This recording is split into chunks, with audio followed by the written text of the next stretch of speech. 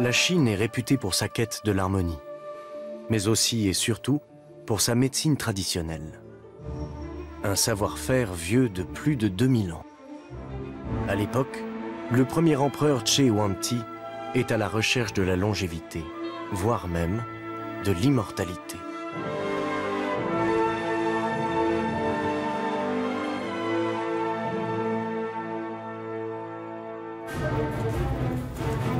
L'histoire de la médecine chinoise est née dans le sang. Nous sommes en 221 avant notre ère. Yingzhen, roi de Qin, déclare la guerre à 5 autres royaumes afin de créer un empire unique.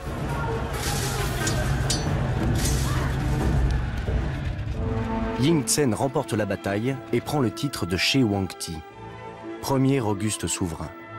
L'empire porte désormais le nom de son royaume. La Chine est née. She Huangti destitue les maîtres féodaux, met en place un gouvernement centralisé et fait unifier la monnaie et l'écriture dont il impose l'usage dans son empire. L'empereur veut aussi devenir immortel. Mais il se méfie des nombreux clans de médecins et d'alchimistes qui se disputent sans cesse sur l'efficacité de leurs thérapies respectives. Il fait brûler les rouleaux de bambou contenant le savoir des alchimistes.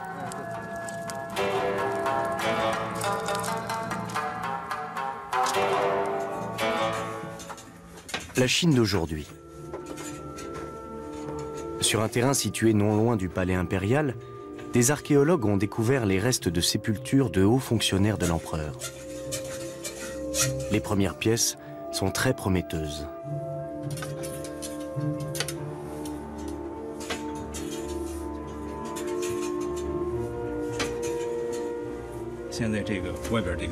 Zhen Yan est historien de l'art et archéologue. Avec son équipe, il analyse la structure de l'argile pour mieux orienter les recherches. Il espère mettre au jour la tombe d'un médecin.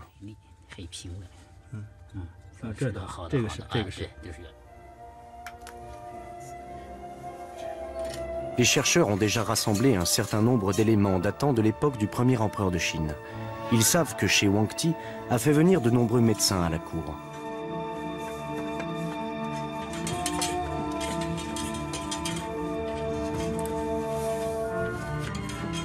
Il y a quelques années, une avancée spectaculaire a été faite. Un ouvrier a repéré des tiges de métal couvertes de verre de gris dans des mottes de terre. Il y en avait 9 en tout. Les plus anciennes aiguilles d'acupuncture jamais trouvées.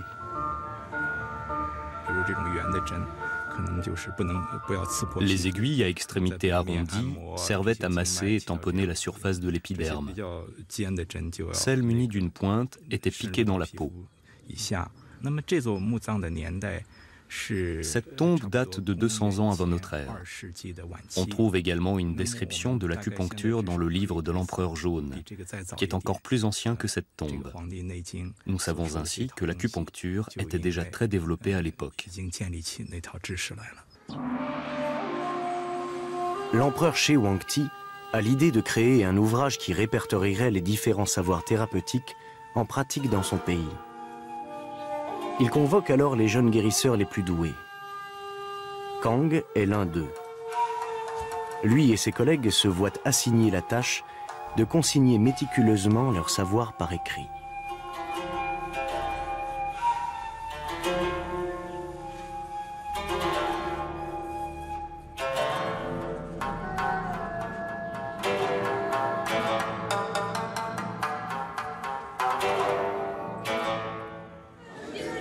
Un village du Sichuan.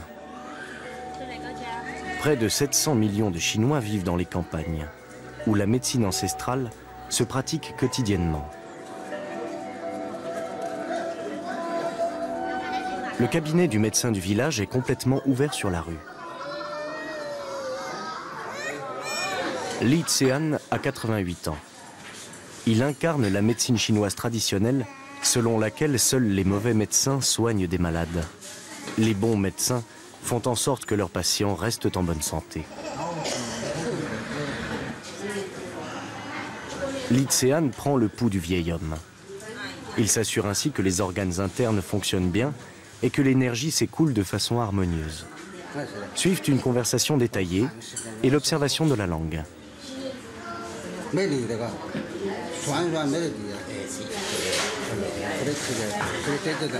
L'homme se sent épuisé, il a des douleurs dans le dos. Trop de froid et d'humidité, diagnostique le docteur Lee, avant de rédiger sa prescription.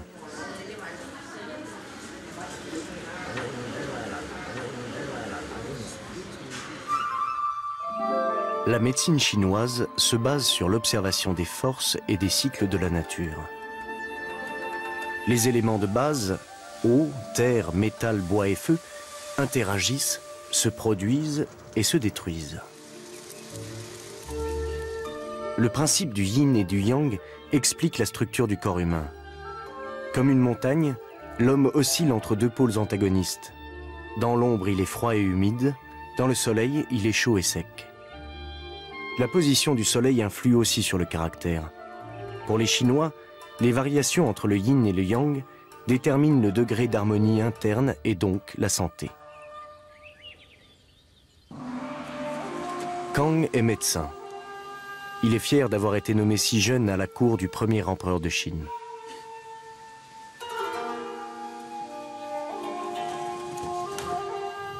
Selon les Chinois, l'énergie vitale, appelée Qi, circule dans le corps à travers des canaux. Mais peut-on influencer la circulation de cette énergie? Les avis divergent sur les effets de la stimulation. Kang se contente de suivre les consignes rédigées par ses collègues. Lorsque vous pratiquez l'acupuncture, soyez extrêmement précis, comme si vous étiez au bord d'un précipice. Tenez l'aiguille comme si vous teniez un tigre. Concentrez-vous sur le patient, observez-le minutieusement.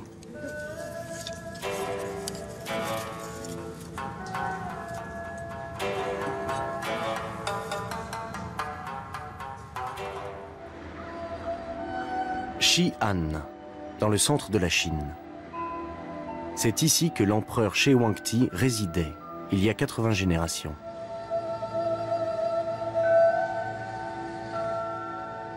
Ces immenses tertres funéraires sur le pourtour de la ville datent de cette époque.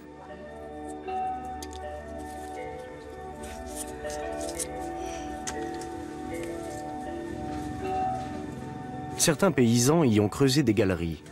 Ils y entreposent leurs récoltes pour les protéger de la canicule et du gel.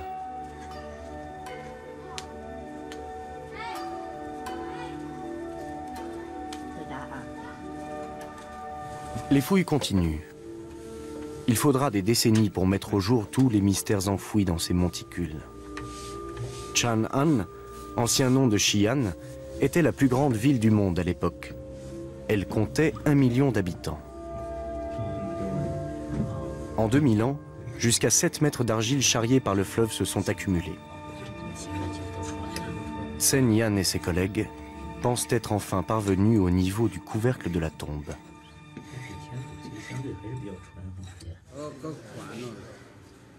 Retour auprès de Li Tsean, notre médecin de village.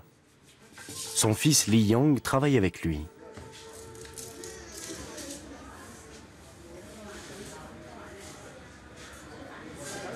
Les aiguilles sont censées stimuler la circulation et aider le patient à retrouver le sommeil et l'appétit. La chaleur des bâtonnets de moxa renforce l'effet des aiguilles.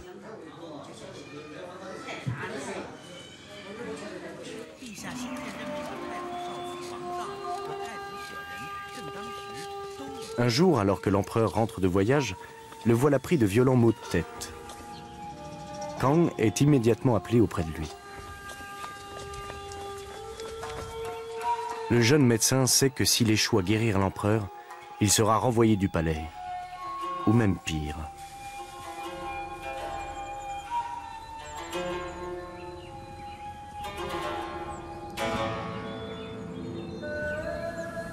Kang a déjà soigné de telles migraines.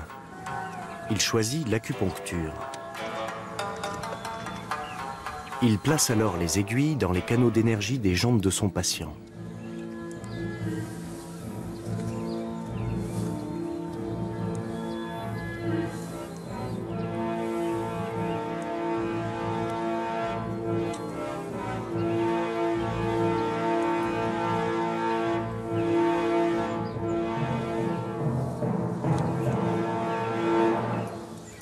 Après quelques minutes, l'empereur se sent mieux.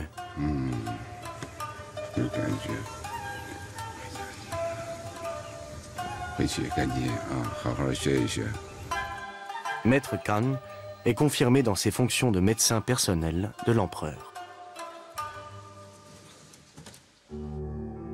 L'acupuncture est aujourd'hui pratiquée dans le monde entier, surtout dans les pays industrialisés. Andreas Bayer a étudié la médecine conventionnelle à Vienne avant d'obtenir son diplôme de médecine traditionnelle chinoise. Il a constaté l'efficacité de l'acupuncture pour soigner l'asthme et surtout les douleurs chroniques. Bon nombre de médecins conventionnels partagent également cet avis. Cependant, le fonctionnement de l'acupuncture n'a jamais été expliqué par la médecine occidentale. Le qi, l'énergie vitale et les canaux dans lesquels il circule ne sont pas mesurables.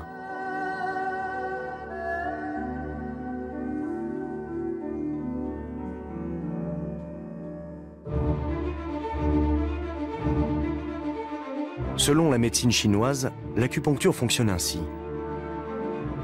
Le corps est composé de canaux appelés méridiens, à travers lesquels l'énergie vitale, appelée qi, est acheminée jusqu'aux organes. Piquées à des points précis des méridiens, les aiguilles libèrent les énergies qui sont bloquées. Avez-vous les pieds froids? Oui, très froid. Toujours ou par intermittence? En tout cas, quand je me couche, ils sont toujours glacés. Je dors comme une pierre. Je ne fais pas de rêve. Je me lève très tôt avec difficulté. Une demi-heure plus tard, je suis aussi fatiguée que la veille au soir. Vous avez mal aux reins? J'ai la nuque contractée, ainsi que les épaules. Durant ses études de médecine chinoise, le docteur Bayer a appris à distinguer 36 pouls différents. Montrez-moi votre langue.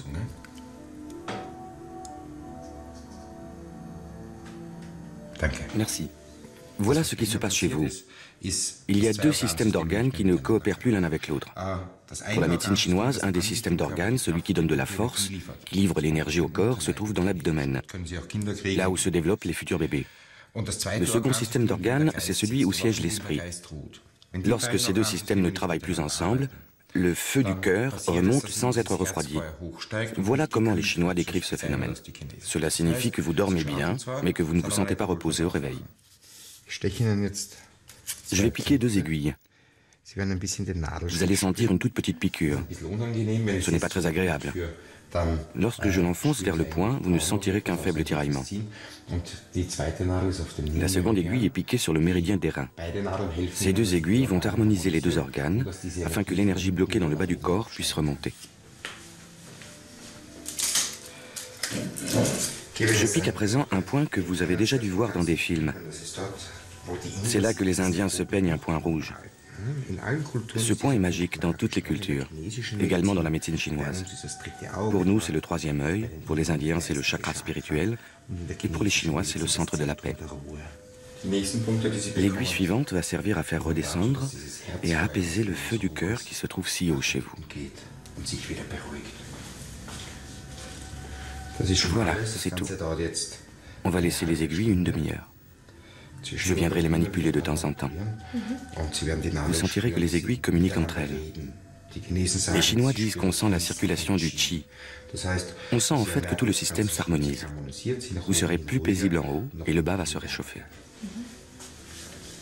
La médecine conventionnelle a longtemps mis en doute les effets de l'acupuncture. Mais les choses changent. La médecine moderne ne pourrait pas grand-chose pour cette patiente. Les patients qui souffrent de ces symptômes ne peuvent pas être traités avec des médicaments, car nous ne pouvons pas mesurer les changements. La médecine chinoise procède autrement. Elle considère les maux des patients comme les premiers signes de l'apparition d'une maladie. On peut donc appliquer un traitement plus tôt. En ce sens, la médecine chinoise a une dimension préventive. En intervenant sur les tout premiers symptômes, elle permet d'éviter l'apparition de la maladie. En 2005, des chercheurs ont essayé de mesurer très scientifiquement les effets de l'acupuncture. Ils ont utilisé de vraies aiguilles et des aiguilles factices pour évaluer l'effet placebo d'un tel traitement. À la clinique de l'université de Southampton, une partie des patients a été traitée avec des aiguilles factices, c'est-à-dire qui ne sont pas enfoncées dans la peau, mais juste maintenues à l'aide d'un sparadrap.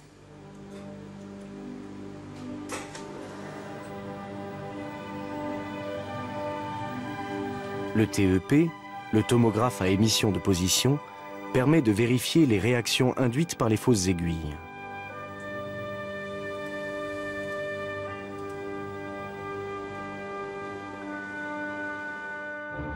Les piqûres simulées déclenchent des réactions dans les régions cérébrales dévolues au traitement de la douleur. L'attente d'une piqûre et le stimulus sur le front suffisent à activer le régulateur de douleur de notre corps. Les centres nerveux sécrètent des hormones similaires à des opiacés qui ont un effet analgésique.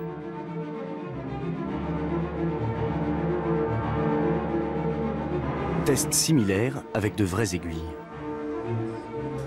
La véritable acupuncture déclenche au départ les mêmes effets. Mais les chercheurs remarquent qu'elle active ensuite une autre région du cerveau qui gère les excitations mécaniques des sens et qui influence aussi le traitement de la douleur. La production d'hormones antidouleurs est ainsi nettement plus élevée. L'acupuncture déclenche donc un certain nombre de réactions particulières dans le cerveau. Est-ce là tout le secret de son efficacité? Les études actuelles ne permettent pas d'en dire plus.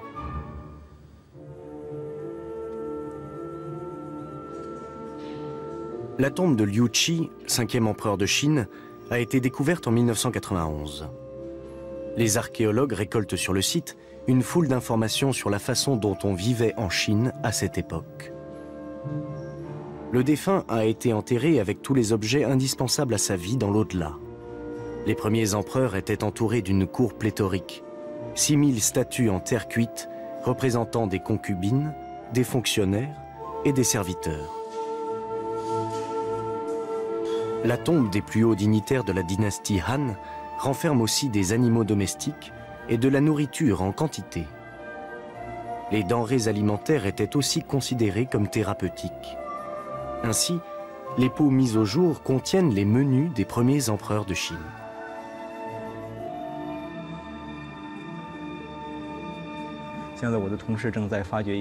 On vient de déterrer un pot qui contient des restes d'eau d'animaux. Dans d'autres pots, nous avons trouvé des os et de la chair d'animaux, apparemment des denrées alimentaires. Les sels provenant d'un repas pris par l'empereur quelques heures auparavant sont analysés par le docteur Kang. La consistance, la couleur et l'odeur livrent des indications sur l'état de santé du souverain.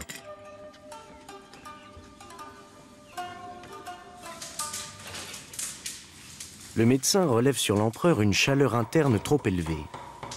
Il décide d'adapter son régime alimentaire en conséquence. Le chef cuisinier enregistre patiemment ses indications.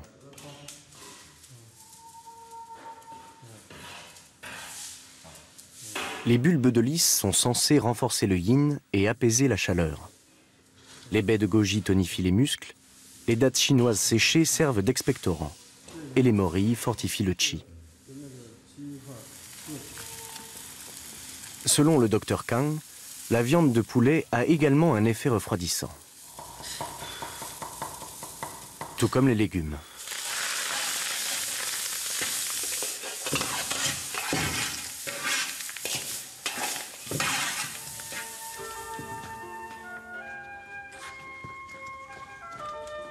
Kang et ses collègues s'évertuent à approcher le rêve d'immortalité de l'empereur, tout en respectant l'art thérapeutique ancestral.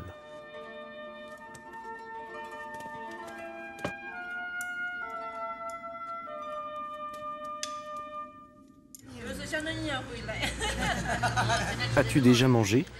C'est comme cela que les Chinois se saluent à midi.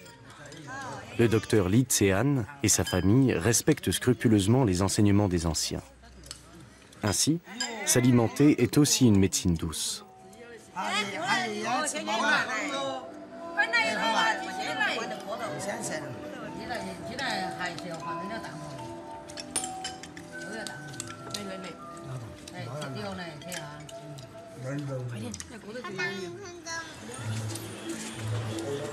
En Chine, une nourriture saine n'a pas la même signification qu'en Occident. Selon la tradition, Les mets les plus indiqués pour la santé dépendent de celui qui les consomme. Ceux qui ont beaucoup de froid et de sécheresse en eux ont besoin de mets chauds et humides, et vice-versa.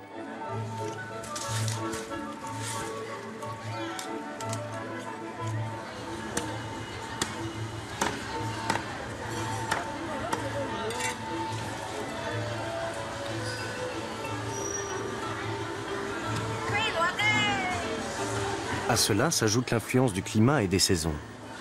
L'état de santé d'une personne est aussi important que le climat auquel elle est soumise. Les fruits et les mets qui tonifient un être chaud et sec peuvent causer du tort à un être froid.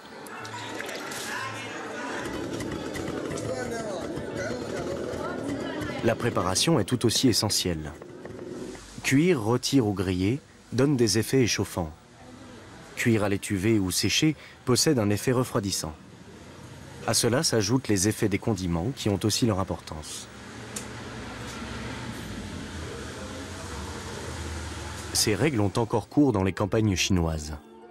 Et les Chinois vivent en moyenne 10 ans de plus que les habitants de régions dont le niveau de vie est à peu près égal. Il y a 2 millénaires, l'espérance de vie des Chinois était de 40 ans en moyenne, alors que les Romains et les Égyptiens n'atteignaient guère plus de 25 ans à l'époque.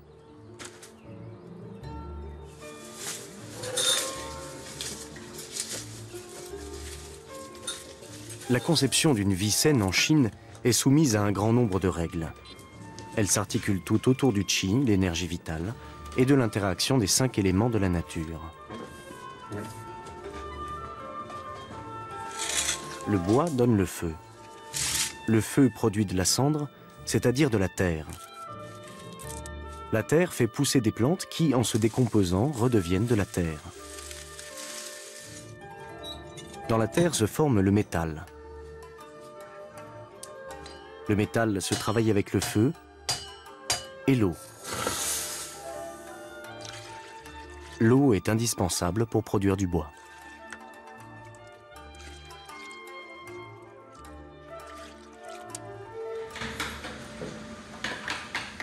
Le bois est travaillé avec le métal pour servir les hommes, pour leur quotidien, pour le spirituel et le plaisir esthétique. Le cycle des éléments est à l'origine de l'harmonie. Les plaisirs sensuels ont également une place élevée dans la philosophie chinoise. Nombre de résidents du palais sont assignés au divertissement de l'empereur. Avant de passer sa toute première nuit avec le souverain, Aishi, une jeune concubine, se prépare. Comme aujourd'hui, la sensualité est accentuée à l'aide du maquillage. Une peau blanche est considérée comme très sensuelle. Le dessin des sourcils est le trait de beauté par excellence. Une poudre spéciale à base de farine de riz et de fleurs de cartame confère à la peau blancheur et douceur.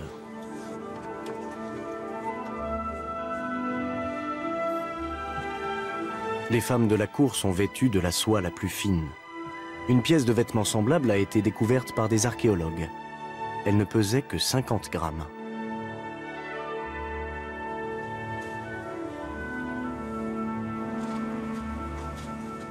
La sexualité est une source importante du qi. Il existe une liste des techniques de méditation et de respiration liées à des positions particulières qui doivent contribuer à la régénération. Mais l'abus de sexe est nocif. Selon les médecins de l'époque, la frénésie sexuelle fait perdre trop d'énergie. Afin d'éviter que le penchant de l'empereur pour les plaisirs de la chair ne mette en péril sa santé, Kan rédige des règles destinées à pratiquer l'amour physique sans dilapider son énergie. Comme attendre le bon moment, ou comme rester en harmonie avec la femme, et adapter le rythme du plaisir avec celui de l'autre partenaire.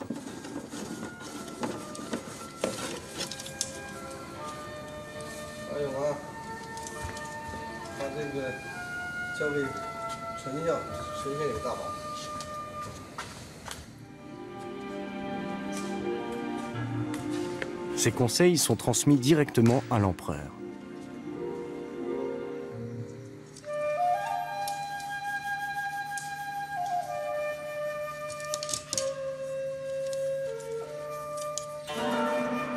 Aujourd'hui, on lui présente la jeune Aishi.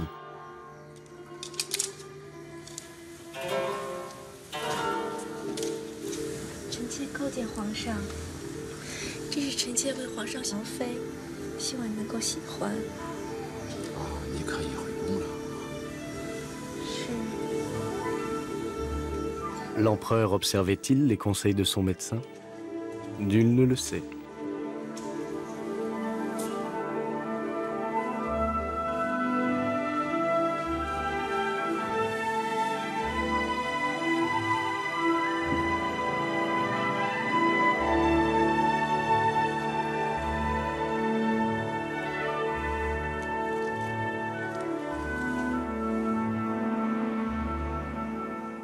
Les Chinois ne recourent pas seulement à l'acupuncture pour décrisper et harmoniser les flux d'énergie. Ils pratiquent aussi le tai chi, une gymnastique dont les exercices méditatifs sont destinés à maîtriser son corps. L'enseignement du tai chi et du qigong n'était pas ouvert à tous autrefois. Ils étaient uniquement transmis aux membres masculins de la famille. Le médecin Li Zan et ses 4 fils pratiquent le tai chi. Chacun à sa manière.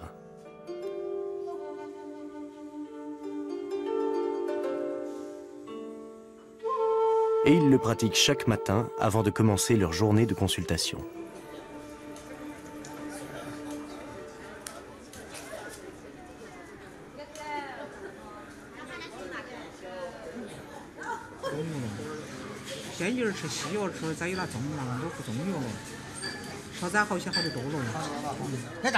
La patiente se plaint de troubles digestifs. Li Tsean diagnostique un affaiblissement de l'estomac et de la rate. Le médecin concocte un remède composé de 12 éléments, choisis parmi une centaine de plantes médicinales. Les remèdes standards sont rares. Chaque préparation est adaptée à l'état du patient et à une époque donnée de sa vie et de l'année. Cette médecine est basée sur l'expérience. Les substances actives des plantes sont encore très peu connues.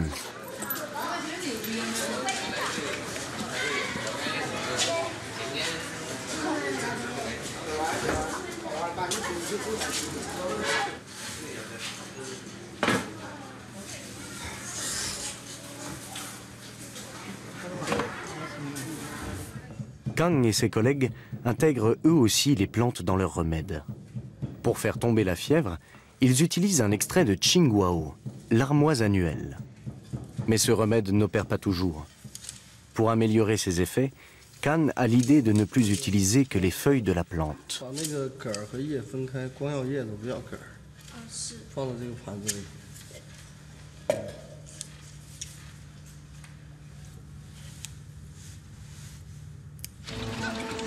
Il ne va pas tarder à le tester. Alors qu'il rentre de voyage, l'empereur Che Huangti est soudain pris de fièvre.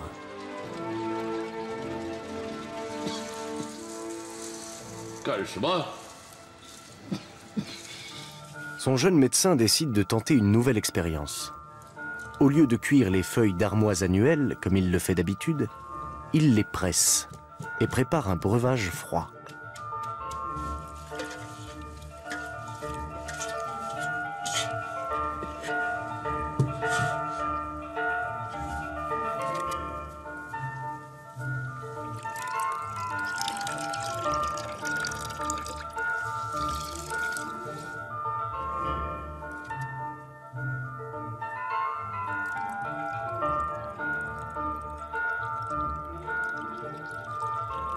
Kan est conscient du risque qu'il prend. Sa position de maître des sciences thérapeutiques du palais impérial peut facilement être remise en question.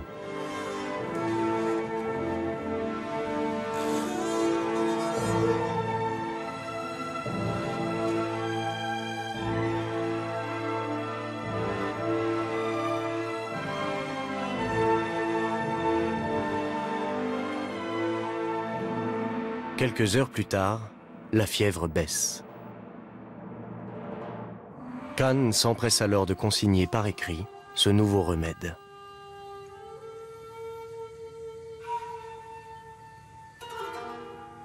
Il faudra plus de 2000 ans avant que les remèdes de Maître Khan soient remis au jour. En 1967, à Pékin, la pharmacologue Tu Youyou est en quête d'un remède contre le paludisme. Les médicaments existants n'ont pas d'effet durable et ils ont même des effets secondaires nocifs. Un jour, elle prend connaissance des écrits de Maître Khan. J'ai vérifié les 600 paragraphes qui nous semblaient les plus importants. Mais les expériences avec l'armoise annuelle, cuite dans l'eau ou dissoute dans l'alcool, n'ont rien donné. Ensuite, nous avons trouvé le passage où il est dit qu'il faut boire le jus pressé.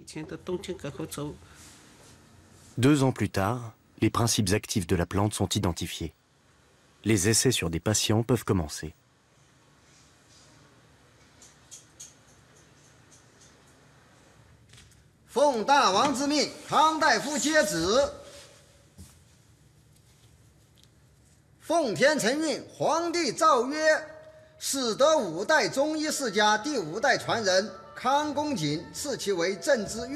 Le jeune Maître Khan est récompensé par l'empereur.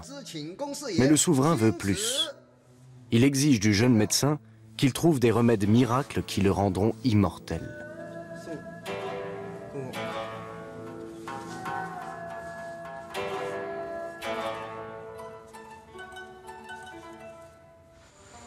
Dans le sud de la Chine se trouve le Hainan, une province située sous les tropiques. En 1973, le paludisme y a fait rage. C'est là que Tu Youyou entame ses premiers essais avec l'extrait d'armoise annuelle. Et le nouveau remède dépasse les espérances. Plus de 90% des malades sont rétablis en l'espace de 3 jours. Et la potion n'a pratiquement aucun effet secondaire.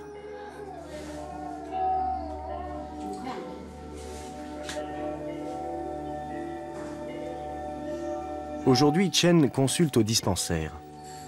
La jeune fille souffre d'une forte fièvre et de tremblements, les symptômes du paludisme.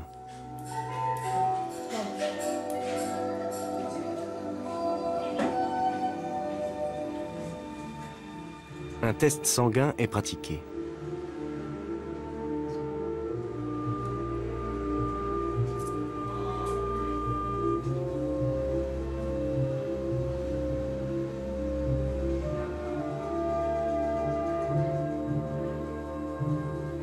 Et en effet, les globules rouges de la patiente sont saturés de parasites du paludisme.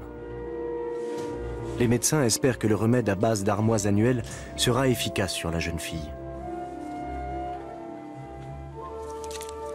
L'extrait d'armoise annuelle est devenu un remède universel contre le paludisme.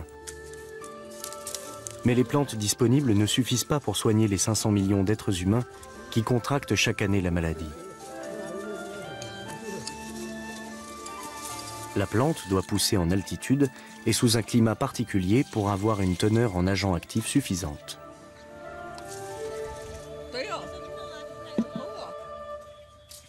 Trois jours ont passé. Chen n'a plus de fièvre. Son frère l'a conduit au dispensaire pour une visite de contrôle.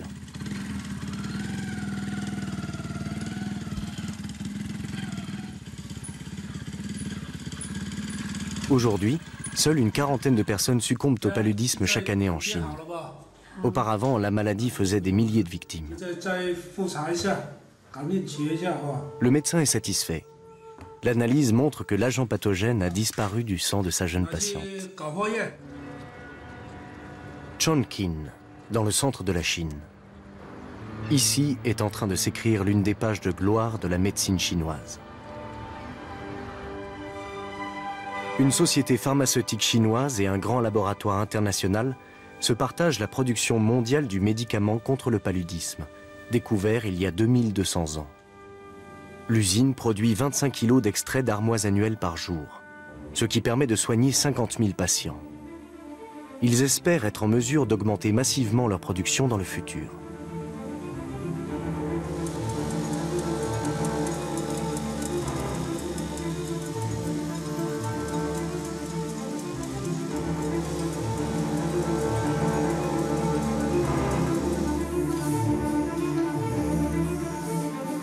Le médicament est conditionné sous forme de capsules ou de comprimés.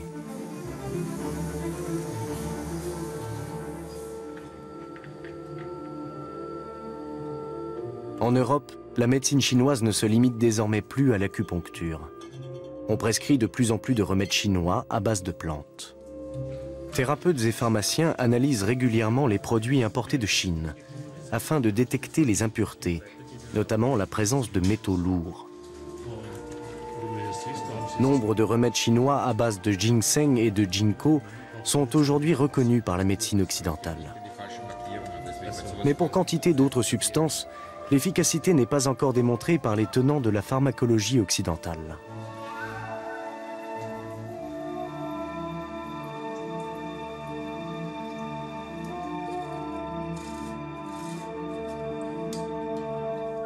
Ces études sont rendues difficiles par le fait qu'en Chine, un patient n'est pas soigné selon un diagnostic type et que la composition des remèdes varie selon l'état général du patient et quantité d'autres paramètres. Les patients des pays industrialisés n'ont pas l'habitude de prendre des médicaments sous forme de décoction.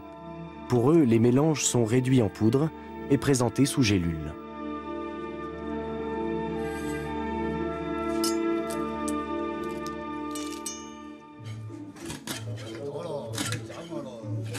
Dans son village du Sichuan, le docteur Li effectue ses préparations de manière artisanale. Une fois par semaine, ses fils l'aident à couper des racines et des plantes et à extraire les minéraux de pierres chauffées.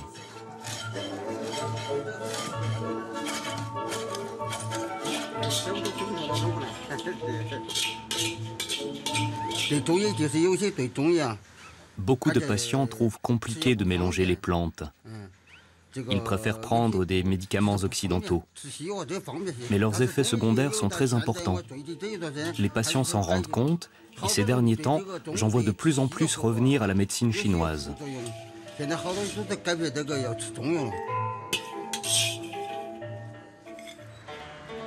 À Pékin, la capitale de la Chine, la majorité de la population se fie de plus en plus à la médecine occidentale.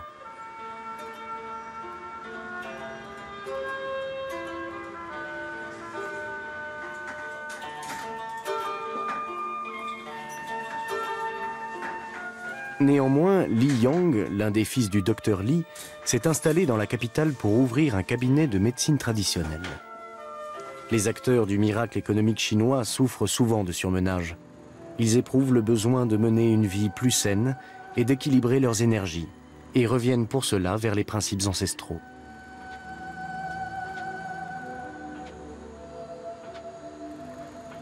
Avant d'accueillir et de servir ses patients, Li Yang fait ses prières pour trouver la paix intérieure et harmoniser ses énergies.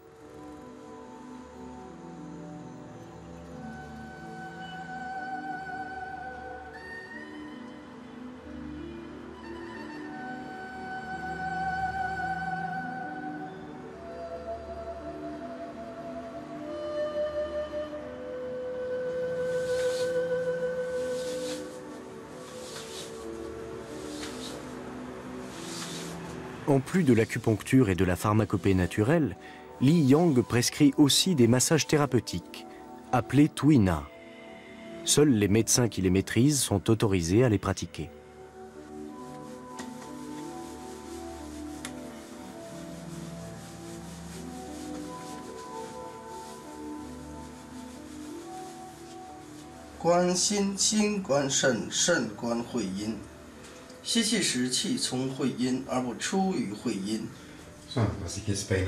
Les Chinois appellent ça Tuina. Chez nous, ça s'appelle acupressure ou acupression. On appuie sur les points méridiens. J'interviens sur les mêmes points qu'avec l'acupuncture. Je ne fais pas qu'appuyer dessus, je les manipule.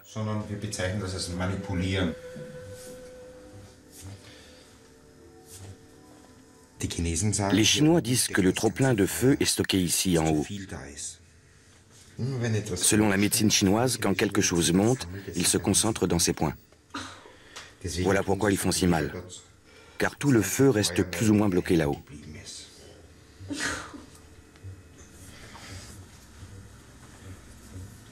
Là, je pousse le feu qui s'est accumulé en haut vers le bas du corps.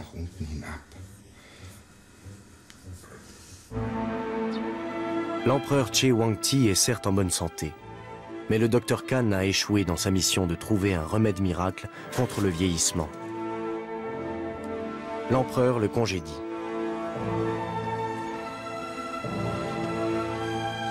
Les magiciens et les alchimistes longtemps restés en disgrâce se voient offrir une nouvelle chance et promettent à l'empereur de concocter un élixir de jouvence. Kan ne voulait pas promettre l'impossible. Avec ses collègues, il s'est attaché à structurer la médecine chinoise.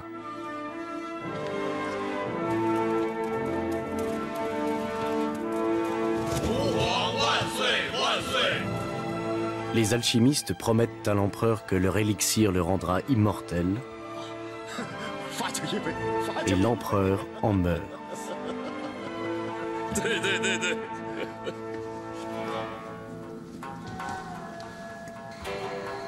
À 50 ans, Che Wangti vient de succomber à une intoxication au mercure.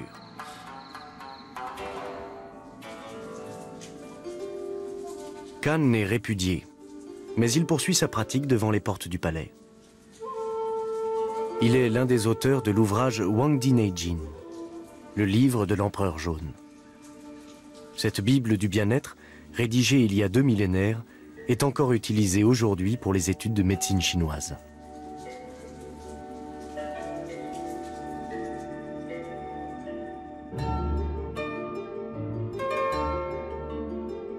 Chaque jour, la médecine conventionnelle occidentale reconnaît un peu plus les bienfaits des principes thérapeutiques de la Chine ancienne. Ainsi, l'œuvre de Maître Kan continue à vivre.